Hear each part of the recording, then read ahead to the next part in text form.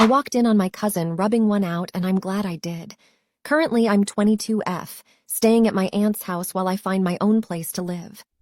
I come from a religious family where we all practice Islam and practice those core traditional values, such as being respectful to elders, men being the providers and protectors, women being more modest and having a more important role within the home, etc.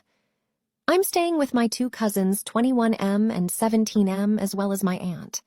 They both like to stay up late into the night and game. They are also religious and subscribe to the traditional gender role ideas. One specific day, I had an extremely busy day at work, where we ran behind and finished later than we thought, and I had planned to hit the gym afterwards so I'd make it home just before dark. I'm on a weight loss journey and had pumped myself to live a zero tolerance against excuses mindset, and so I ended up getting a workout in at the gym for 1.5 hours, plus I walked home, which left me arriving home at 1 a.m. I really regretted this decision by the time I had realized how late it was, as I knew my cousin would be up and would probably assume the worst of me being out that late and may scold me or try to make it something it isn't to our parents.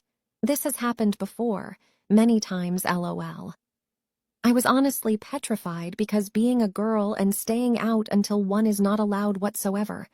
I knew that when I opened the front door to the house, I'd just see one of them sitting there because these are small houses where there is no hallway. You just enter the sitting room from the front door.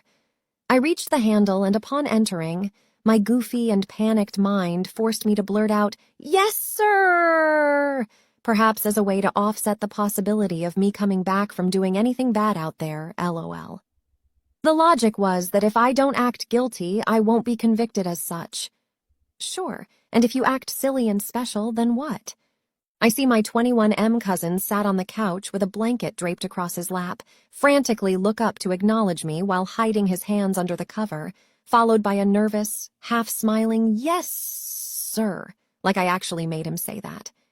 Not wanting to stay for the awkwardness and not wanting to be perceived as a nuisance, I glided through the room with a casual, "Bro, you been gaming all day, give it a rest," and shot up to my bedroom, thankful that the circumstances meant that I was not questioned on my whereabouts.